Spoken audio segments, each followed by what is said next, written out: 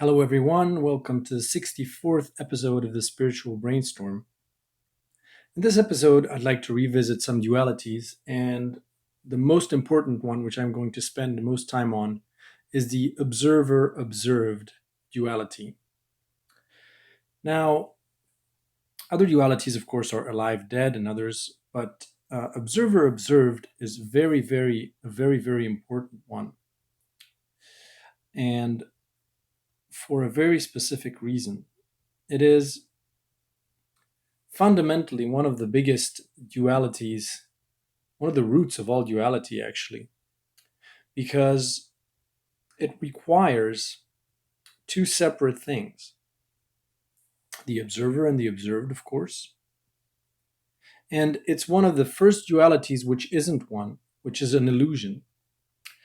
That is, observer observed actually is really observed.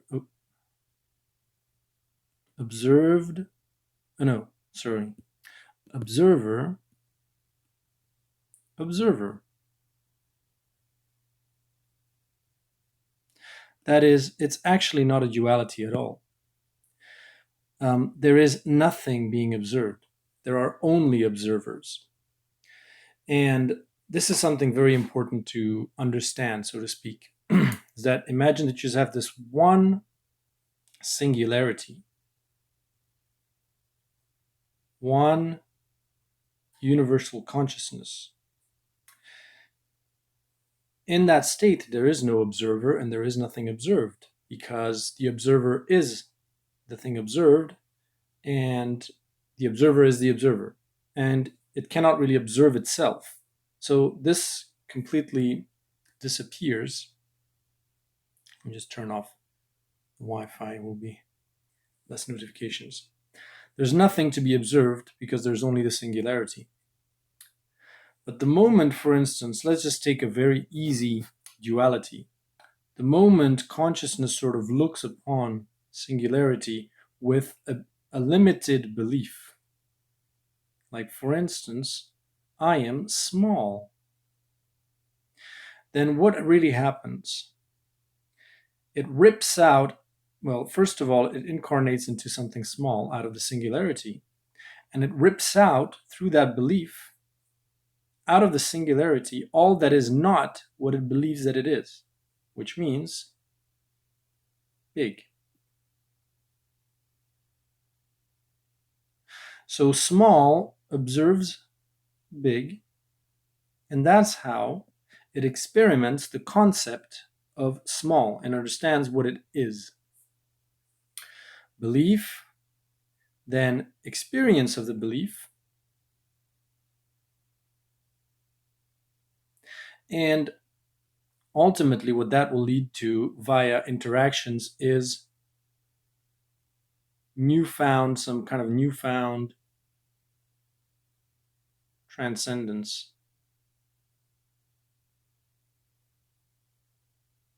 Where the duality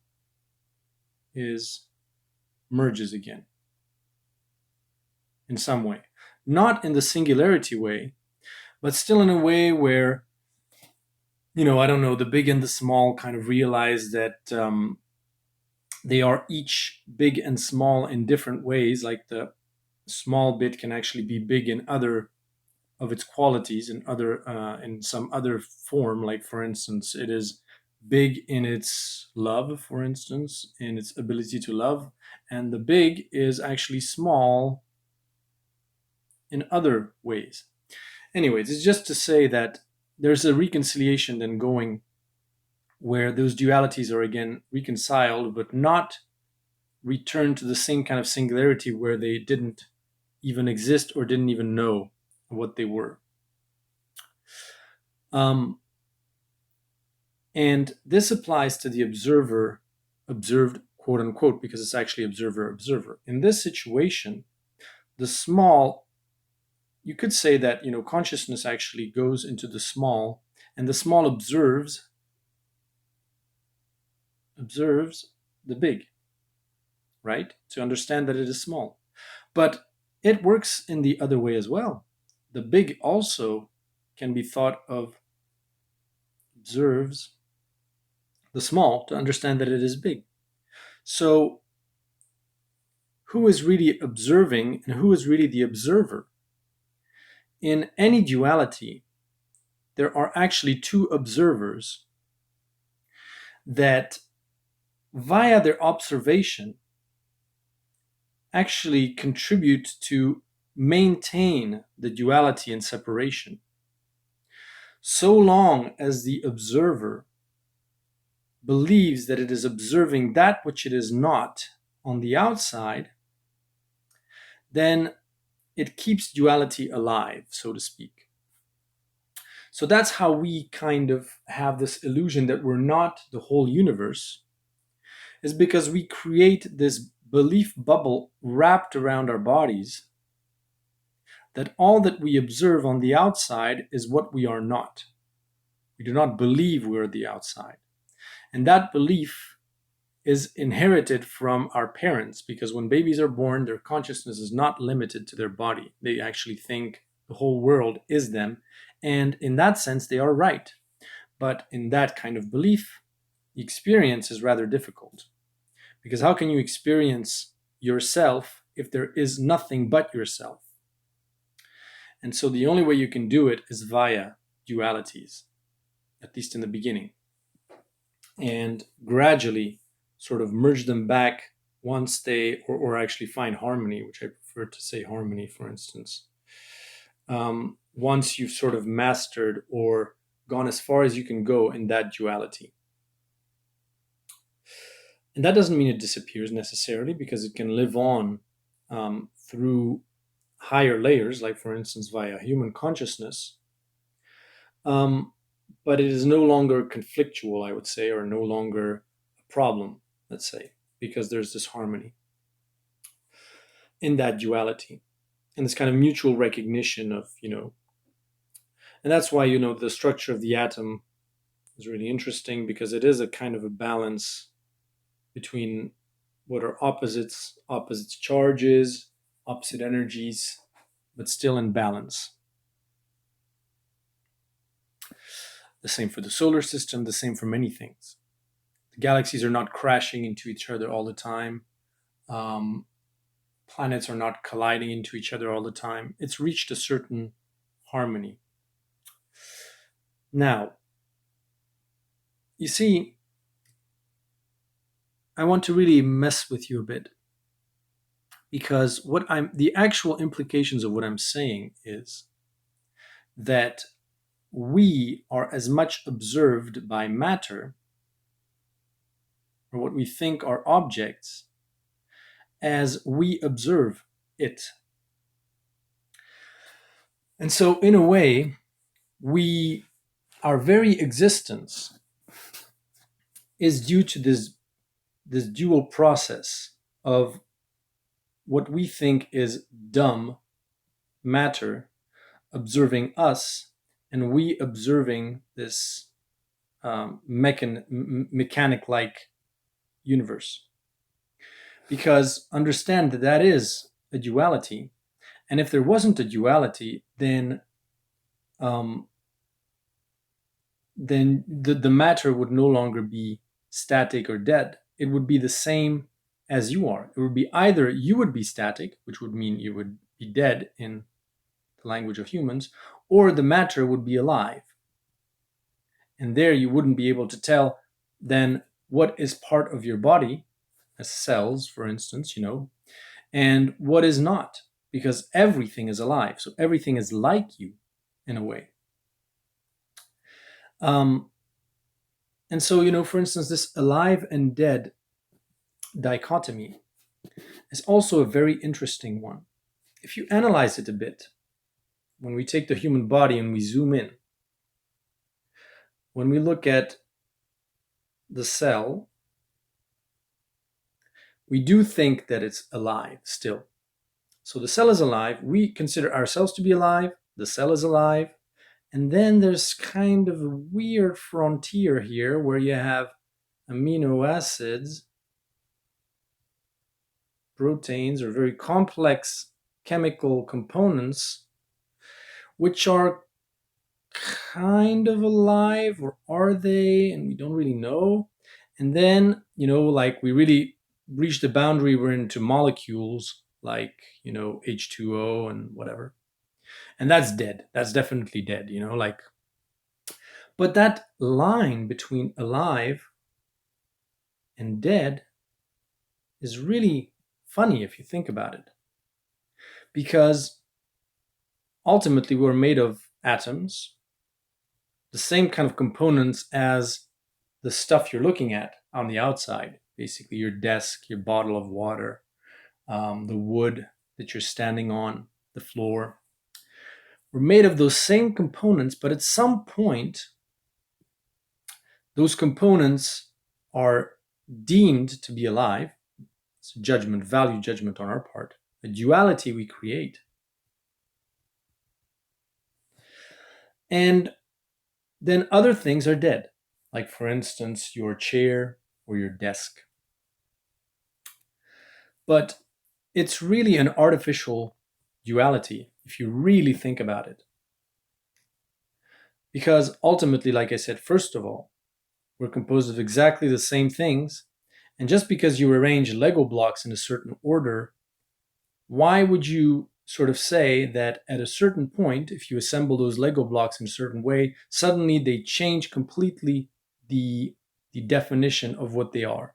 Suddenly they're no longer blocks, suddenly they are something like alive.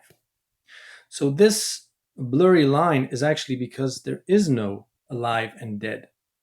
And that is why, because we have this belief, that is why we have to incarnate. And that is why we are separate from spirit world, for instance. Because if you think of where your consciousness comes from, or your soul, for instance, well, is it dead or is it alive?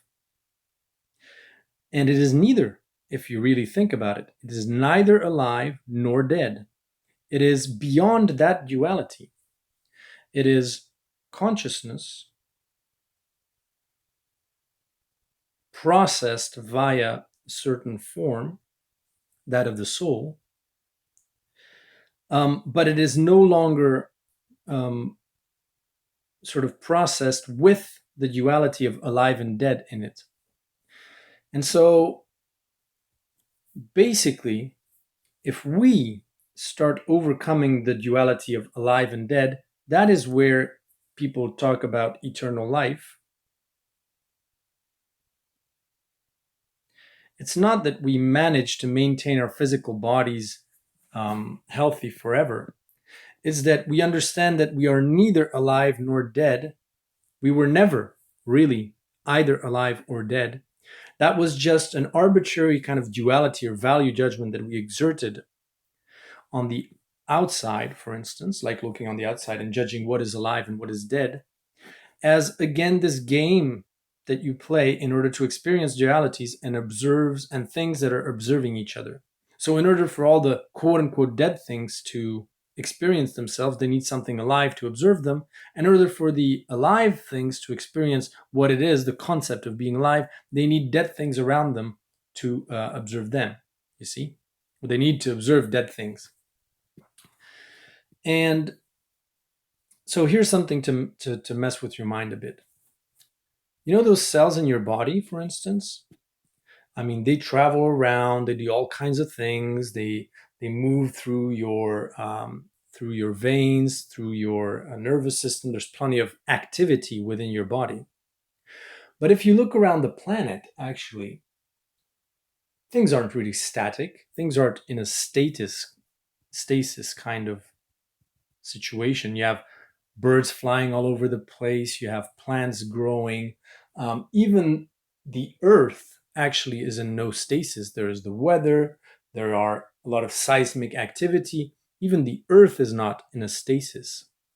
Yet we still think of about 90% or more of the earth as just being quote unquote dead. And we put this threshold of aliveness at basically biology. That's stupid if you really think about it.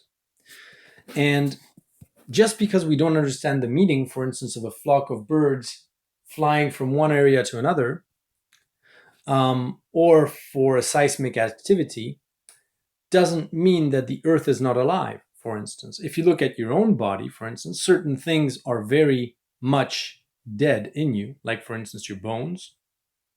Bones are much more dead, quote unquote, than your heart, for instance, because your heart is constantly moving, pumping, doing things, whereas your bones are rather like kind of like rocks, I guess. They do erode after time, and they have a very sort of slow kind of aliveness to them. It's the same as rocks. But we don't think of our bones as being dead and the rest of our body, like the flesh kind of is the aliveness part that is just using the bones as a support for expressing itself. We consider those bones as being an integral part of our body.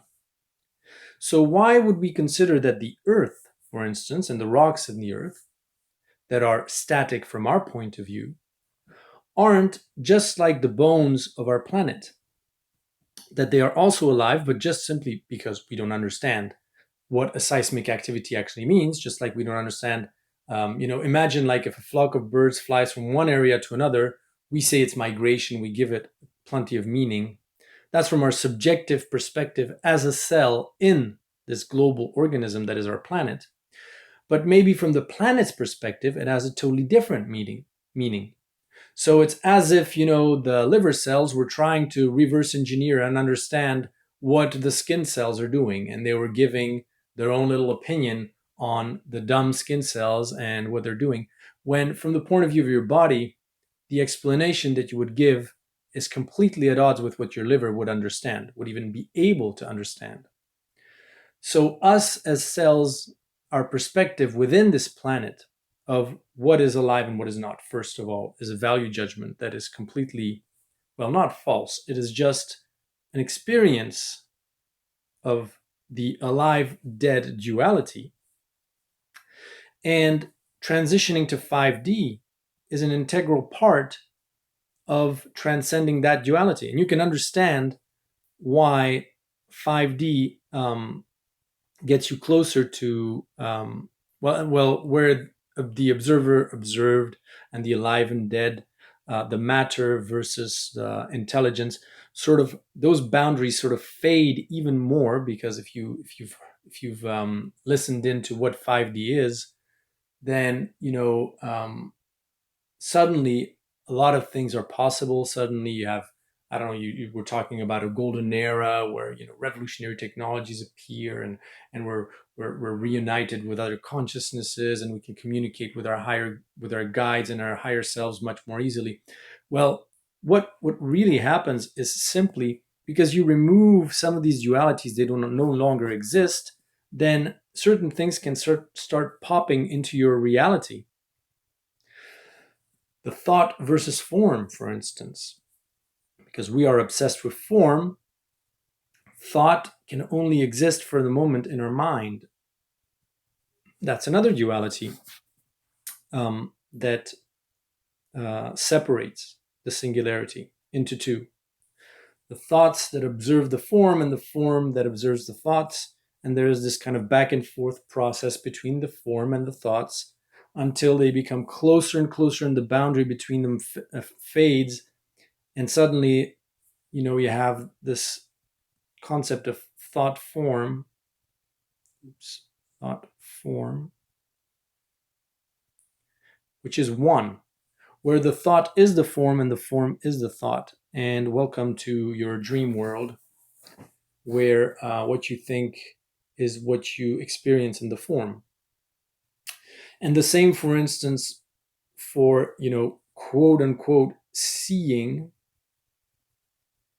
spirits or dead people, quote unquote, dead people, of course. Because once you sort of kind of blur the line between alive and dead, suddenly in your reality, the one that you're experiencing with your five senses, suddenly it can allow things to enter into that reality, because simply you've blurred the line between certain certain dualities. That's all you've done, basically. So if those lines blur and the big and small sort of start merging again in a way that is harmonious, understanding them each other more and more, and the big gives a bit to the small and the small gives a bit to the big, and there's this exchange happening, then it's just, it gives you access to a much richer reality. um, and so the alive dead, the duality, for instance, the reason why everybody's talking about spirit world and why there's this spirituality emerging is a sign that this duality is just fading, simply speaking, and that we might start to experience reality in a different way because we are blurring the lines even further between what is alive, what is dead, what is thought, what is form, and especially what is observer and what is observed. So the singularity, which is universal consciousness, of course, I mean, its quality as an observer, as an I am, cannot be faded, even if it's just an atom. And so, if you are here and you create this duality of matter versus, something dead versus something alive, then that something dead is observing you as something alive, and you as something alive is observing that which is dead. So it's two observers from this duality, from the singularity, sorry, creates this duality of um, observer observed. And once you stop, also this duality fades also, and you realize that there is an observer, then your interactions with reality are also completely different, because you understand that what you see on the outside is observing you as much as you are observing it. And there can start to be an exchange. Like some clairvoyants say that they can actually talk to their car and ask if it needs to go to the repair, if there's any issues, or talk to matter, because it has an intelligence within it that is linked to what it is as a form. Um, and when you start to understand that process and this concept of observer, then your interaction with reality also becomes so much richer. Um, so now, also, just one thing I wanted to underline a bit is that ultimately this reinforces my belief that everything creates everything else. And I'll do a video a bit on that because it's a little bit of a different topic, and it involves vibrating strings resonance. I was talking with John about this really interesting exchange, which is why I'm doing these new videos. But that these keep each other kind of in existence. So you owe your existence as much to the atoms observing you, and the atoms owe their existence, their separate existence, as much to you observing them. Because understand that if there is nothing to be observed, then you are everything. Because you have no idea in the singularity, are you small or are you big? You have no idea. You don't know. Because you cannot compare yourself to anything. If you don't know if you don't restrict your beliefs to what you think you are, and you restrict those beliefs really, really badly, like for instance, you just think that you're this one vibration, which is how it kind of starts. It's basic vibration. Then you are everything in the whole universe. Because simply there's nothing that is not you, or you have no idea what you are not, or what you are for that matter. And so there's this idea that if we disappear, then the entire universe disappears. Well, not really. Because everything observes everything else, ultimately. Our cells observe us, for instance. This is interesting. Our cells observe us as much as we observe ourselves. And that is also what keeps this kind of coherence in the universe, is that since everything is observing everything else, it creates this illusion of a stable reality. But simply speaking, the stability of the reality is linked to the quality of the observer. How good is the observer? How far has the observer come in um, its consciousness, its evolution of itself, its understanding of itself, its self-actualization, its understanding of itself. So we are still in the process of reversing engineering ourselves, and we're doing a pretty good job of it because we've come this far with spirituality and stuff being the kind of the last step to put the final touches on understanding us to the fullest. But all the parts that we're made of are much more advanced in their reverse engineering of themselves. Like, for instance, the atoms that compose the living cell never fail to interact in a harmonious way with each other, so that the living cell has this endured existence because its parts are quite very conscious observer, and the quality of their observation is very stable, whereas our quality as observers is all over the place. Our attention goes from this to that, and we don't know. We have this illusion, first of all, already. We have the illusion that we are observing something and that we're not being observed.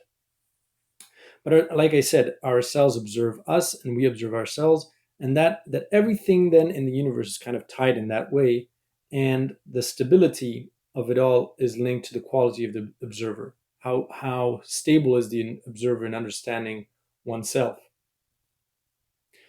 Um, yeah, and so I would say like the probably the most one of the most stable elements in the universe are photons, which have really gained a self-awareness which is far, far, far, which we're far from imagine. It's just unbelievable, their level of consciousness. I hope this was interesting and clear. I'm sorry, it's really fresh in my mind still. And I'm really tired. I think the full moon and the process of going from 2020 to 2021 is really taxing on myself. Um, but I find that, just like I'm putting on the final touches, this is also, micro macro. Basically, what's happening here to me and all these revelations is also reflection of what's happening to the collective on a more global scale. So if you have any questions, feel free to contact me and I'll see you in the next video.